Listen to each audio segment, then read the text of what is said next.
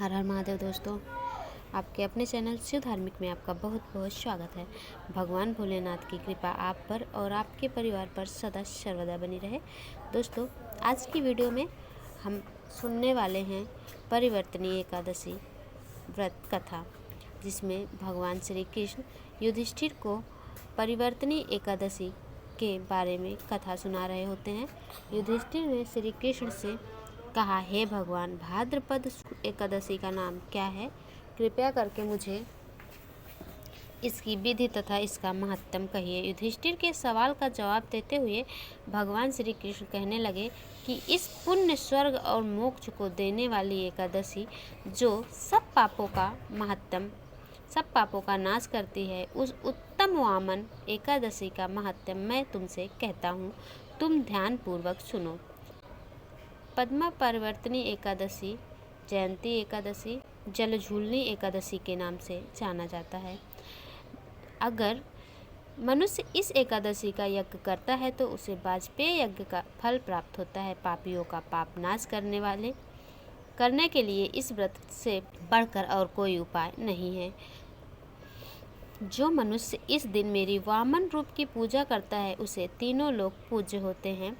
इस व्रत को करने से मोक्ष प्राप्त होता है। जो भाद्रपद शुक्ल एकादशी को व्रत और पूजन करता है, उसका फल वही है जिसने ब्रह्मा विष्णु सहित तीनों लोकों का पूजन किया। अतः हरिवासर अर्थात एकादशी का व्रत मनुष्य को अवश्य करना चाहिए। इस दिन भगवान करवट लेते हैं। श्री कृष्ण के वचन सुनकर युधिष्ठिर ने कहा, हे भगवान, मुझे अति संदेह हो रहा है। आप किस तरह करवट लेते हैं और किस तरह सोते हैं? आपने किस तरह राजा बलि को बांधा था और वामन का रूप धारण किया था?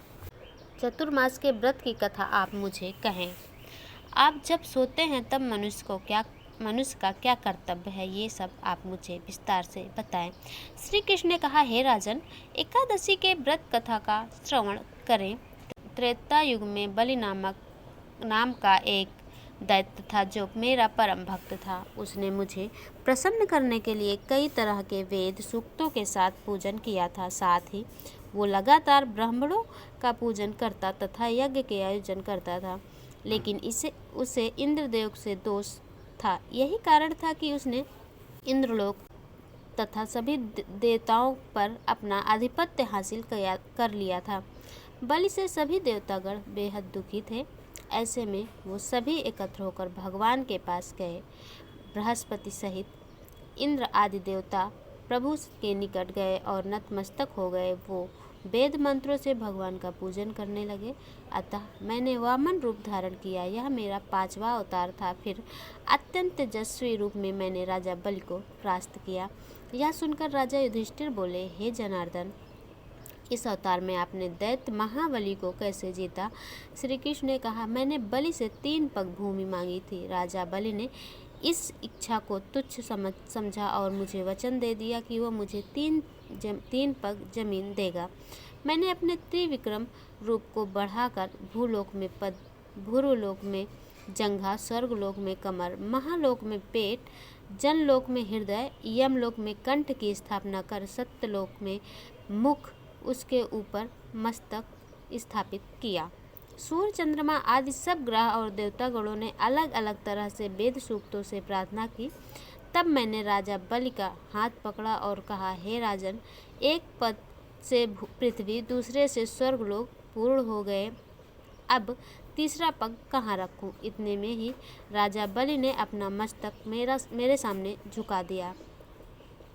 ऐसे में मैंने अपना पैर उसके मस्तक पर स्थापित कर दिया। इससे वह पाताल को चला गया। नम्रता देख मैंने उससे कहा कि मैं हमेशा तुम्हारे पास ही रहूँगा। फिर भाद्रपद शुक्ल एकादशी के दिन बलि के आश्रम पर मेरी मूर्ति की स्थापना की गई। ठीक इसी तरह दूसरी मूर्ति क्षीर सागर में शेषनाग के फर्स्ट पर हुई। श्री कृष्ण ने कहा, हे राजन, इस एकादशी के दिन भगवान सोते हुए करवट लेते हैं। ऐसे में इस दिन भगवान विष्णु का पूजन करना चाहिए, जो तीनों लोकों के स्वामी हैं। रात्रि जागरण समेत तांबा, चांदी, चावल और दही का दान करना भी उचित माना गया है और इस व्रत को विधि पूर्वक किया जाए तो व्यक्ति के सभी पापों से मुक्त हो जाता है। इस दौरान यह कथा पढ़ने या सुनने से व्यक्ति को 1000 अश्वमेघ यज्ञ का फल प्राप्त होता है। तो दोस्तों ये रही परिवर्तनी एकादशी की व्रत कथा। आशा करती हूँ आज की वीडियो आपको पसंद आई हो तो वीडियो को लाइक कर दें, क्योंकि आपके लाइक से मुझे पता चलता है कि मेरे द्वारा बनाई जा रही वीडियो आपके लिए उपयोगी है। और हाँ, अगर चैनल पर आप पहली बार आए हैं, अभी तक चैनल को सब्सक्राइब नहीं किया है, तो अगर आज की वीडियो आपको पसंद आई हो तो चैनल को सब्सक्राइब कर लें, बेल आइकन को प्रेस कर लें, ताकि इस चैनल पर अपलोड होने वाली वीडियो की नोटिफिकेशन आपको सही समय पर प्राप्त हो। तो दोस्तों मिलती हूँ मैं अगले वीडियो में अगली जानकारी के साथ। तब तक के लिए नमस्कार।